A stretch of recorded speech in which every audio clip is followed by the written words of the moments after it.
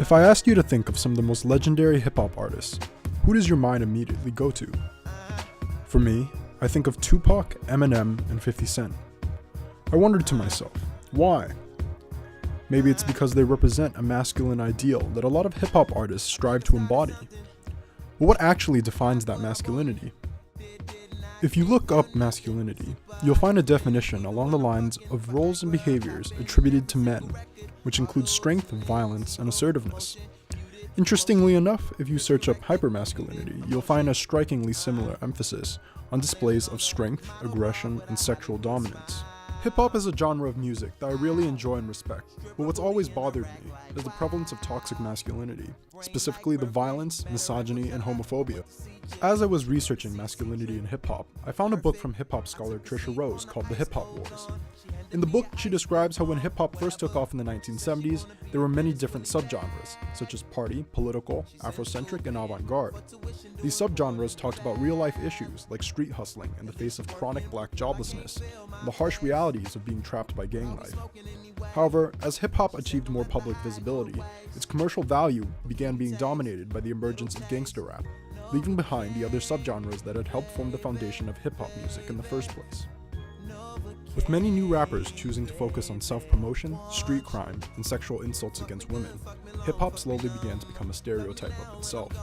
The stories of complicated gangsters from 1980s rap had almost completely been erased in favor of producing marketable music that almost always fed into negative stereotypes. 30 years later, and hip-hop has become the most dominant genre of music in the United States. And yet this reliance on misogynistic, homophobic, and violent lyrics still persists. Take, for instance, these lyrics from Eminem's Fall in 2018. Back in business, Tyler, create nothing. I see why you call yourself a bitch. It's not just because you lack attention, it's because you worship the 12 balls. You're sacrilegious. This isn't the first time that Eminem's done this either. Eminem has repeatedly been accused of homophobia in the past. My words are like a dagger with a jagged edge. It'll stab you in the head, whether you're a fag or les. That a homo sex, a math, or a trans or vest. Pants or dress, hate fags, the answer's yes. Yet he continues to use slurs in his songs. Fans of Tyler the Creator have even defended Eminem by citing Tyler's frequent usage of the same slur in his own past albums, but more on that later. Let's take a closer look at how frequently certain slurs occur in rap music. This graph was taken from Genius.com, which provides a tool to analyze how frequently particular words show up in rap lyrics. If you look closely, you can see an upwards trend happening in the late 80s and early 90s, around the same time that hip-hop was becoming extremely commodified, and it stayed pretty consistent throughout the 2000s. I also wanted to look at whether these rap lyrics have had any influence on society, and sure enough, I found an interesting correlation. These graphs are from Google Ngrams, which track the frequency of words used in the English language. Around the same time of hip-hop's commercialization, the usage of these two slurs also increased, and it's been steadily going up as well. This makes sense, because after all, music doesn't exist in a vacuum. My intention is not to condemn hip-hop, nor the artists that produce it. Rather, I strive to ask, does hip-hop have to be this way? And do artists have to rely on violent, misogynistic, and homophobic lyrics in order to be popular? In this video, I'll be focusing on two artists, Frank Ocean and Tyler the Creator. They're interesting case studies because when they both first entered the music industry, they presented themselves as very hyper-masculine, and one could argue that this image, coupled with their musical prowess, is what helped them reach mass popularity. What's notable, however, is the profound changes that we've seen in these two artists in the past few years, specifically in how they portray their own identities in their lyrics and personas. Understanding this journey can give further context to the roles that they play within hip-hop today. Let's start with Frank Ocean's 2011 single, Novocaine. Yikes, bed full of women, flip on a tripod, little red light on, shooting, I'm feeling like Stanley Kubrick. This is some visionary shit, been trying to film pleasure with my eyes wide shut, but it keeps on moving. Here, Ocean brags about his artistic prowess by asserting his dominance over a bed full of women. He even compares himself to Stanley Kubrick, the renowned 20th century filmmaker, whose works include A Clockwork Orange and The Shining. These lyrics demonstrate the stereotypical male gaze in hip-hop, where women are objectified just for the sake of doing so. Ocean even goes as far as to blame the objectification on the women, absolving himself of any responsibility for his misogyny. Let's contrast this to his 2017 single, Chanel. I My guy pretty like a girl, and he got 5 stories to tell. I see both sides like Chanel, see on both sides like Chanel. In the first 2 verses, Ocean challenges conventions of straightness by referencing his male lover, while also blurring the lines between what is traditionally considered masculine and feminine. He also uses the opposite-facing interlinked C's of the Chanel logo to reference his own bisexuality.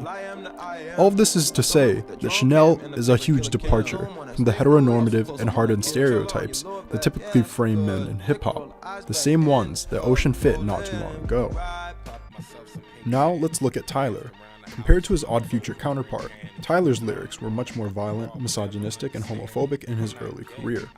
Here's Yonkers from his 2011 album, Goblin. Wolf Haley robbing him. I'll crash that fucking airplane at that faggot nigga Bob is in and stab Bruno Mars in his goddamn esophagus and won't stop until the cops come in. In Goblin alone, Tyler uses the F word over 200 times. In interviews, Tyler has justified his usage of the slur as a way of reclaiming the word, but this is hard for many fans to reconcile with, since at the time his persona was that of a straight man's. Fast forward to 2017, however, and we see an almost completely different side of Tyler. Goblin shit for the Gaudian. That is what I was hiding. That was real love I was in. Ain't no reason to pretend. Goblin shit for the Gausons and feelings that I was Gaudian. Heavy on my mind, all my friends lost. They couldn't read the signs. Garden Shed's lyrics address the difficulty of coming out in a genre where straightness is not only the norm, but also the expectation. While there's been confusion amongst fans for years over whether Tyler himself is actually coming out of the closet, it's not my place to speculate about his sexuality. However, his lyrics highlight a greater issue with masculinity as a whole, what it means to feel isolated and unable to express yourself, for fear of being judged by the world. Racism doesn't bother you, bad words don't bother you. What bothers you?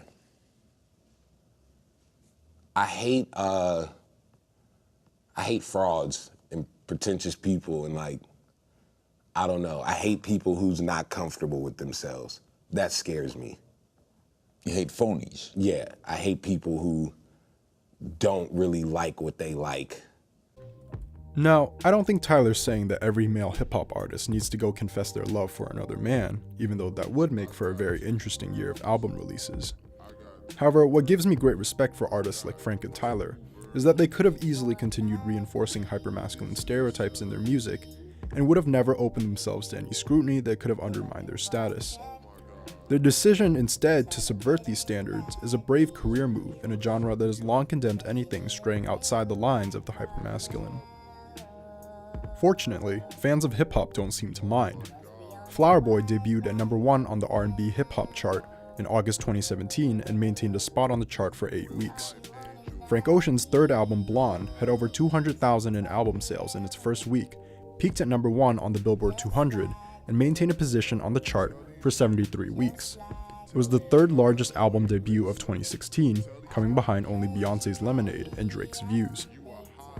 With their music, Frank Ocean and Tyler the Creator spark dialogue about the ever-changing landscape of masculinity in hip-hop.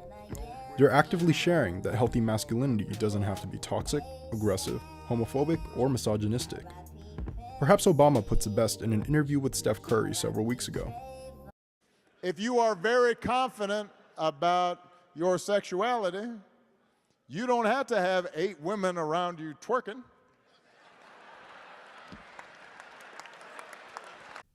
At the end of the day, though, why is the music we listen to important? There's a phenomenon in psychology known as the mere exposure effect. The more and more we're exposed to something, the more positively we come to receive it. Simply put, if we frequently hear or see something, we eventually become desensitized to these stimuli. In fact, there have been multiple studies done that demonstrate that listening to songs with violent lyrics actually cause people to have more aggressive thoughts. Our constant exposure to these violent, misogynistic, and homophobic lyrics not only normalizes them, but also makes us more positively receptive to these messages, and the effect is subliminal. Some critics argue that the hip-hop industry is unchangeable, and that it will always be misogynistic, hypermasculine, and homophobic. But I disagree with that statement. I think the landscape of hip-hop can change, and it is changing. We can start by thinking about what masculinity can be, rather than falling back on what we think it has to be.